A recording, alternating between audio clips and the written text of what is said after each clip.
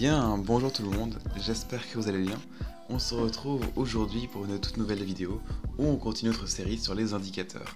Alors, avant de commencer la vidéo, je vous rappelle évidemment qu'en description vous retrouverez le lien de mon groupe Telegram où je partage gratuitement mes analyses et mes positions, c'est entièrement gratuit.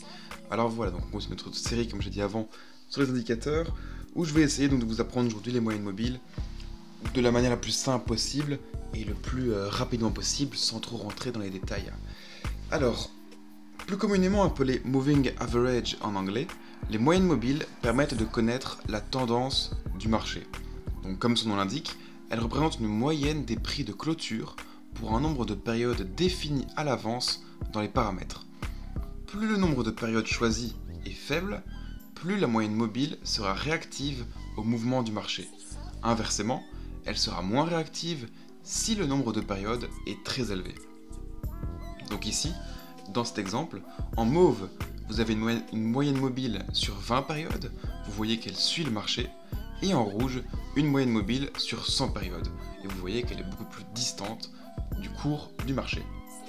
Alors plus le nombre de périodes est proche de 1, donc plus la moyenne restera proche du cours.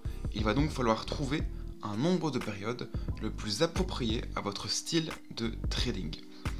Alors il existe 4 grands types de moyennes mobiles, mais il n'y en a que 2 qui sont principalement utilisées et qu'on découvrira aujourd'hui. Donc on retrouve les moyennes mobiles simples, les moyennes mobiles exponentielles, les moyennes mobiles lissées et les moyennes mobiles pondérées. Donc comme presque tous les autres indicateurs, il faut savoir que voilà, les moyennes mobiles sont un indicateur à retard. Elles vous communiqueront uniquement la moyenne des prix du passé. Donc il faut toujours rester vigilant. Alors, commençons par les moyennes mobiles simples. Donc en anglais, on dira Simple Moving Average et on utilisera les initiales SMA. Donc si sur un graphique ou sur un forum, etc., vous voyez SMA, ça signifie moyenne mobile simple. Alors la moyenne mobile simple est calculée en additionnant les cours de X périodes, puis en divisant le tout par X.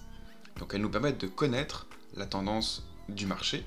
Donc sur ce graphique, on voit bien qu'elle nous montre la tendance baissière du marché.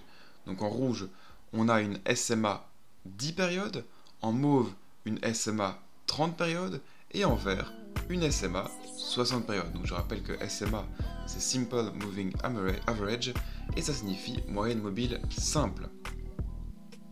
Cependant, les moyennes mobiles simples connaissent une limite. Elles sont beaucoup trop sensibles à la création de nouveaux sommets et peuvent nous donner de faux signaux. Donc pour régler ce problème, il existe les moyennes mobiles exponentielles. Alors, les moyennes mobiles exponentielles, en anglais donc on dira Exponential Moving Average, et on utilisera les initiales EMA. Donc contrairement aux moyennes mobiles simples, les moyennes mobiles exponentielles donnent plus de poids aux périodes les plus récentes. Elles nous donnent une meilleure représentation de la réalité. Alors comment utiliser et interpréter les moyennes mobiles? Alors le mieux est d'utiliser une moyenne mobile de courte période et une de longue période.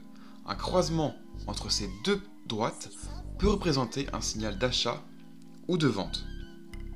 Donc personnellement, je préfère utiliser les moyennes mobiles exponentielles car comme expliqué avant, elles représentent mieux la réalité et présentent moins de faux signaux. Donc voici maintenant un exemple concret sur EURUSD en M5 il me semble. Donc en mauve on a une moyenne mobile exponentielle de 20 périodes et en vert une moyenne mobile exponentielle de 50 périodes. Donc la moyenne mobile exponentielle de courte période en mauve passe au-dessus de la moyenne mobile exponentielle de longue période.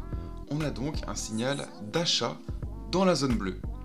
Les deux moyennes mobiles exponentielles se recroisent dans la zone rouge, signe d'un signal de vente cette fois-ci. Si vous aviez ouvert une position d'achat dans la zone bleue et clôturé dans la zone rouge, vous auriez encaissé 60 pips. Donc de manière générale, quand la moyenne mobile la moyenne mobile de courte période passe au-dessus de la moyenne mobile de longue période, on a un signal d'achat. Et quand la moyenne mobile de longue période passe au-dessus de la moyenne mobile de courte période, on a un signal de vente. Alors, les moyennes mobiles peuvent aussi servir de support et de résistance mobile.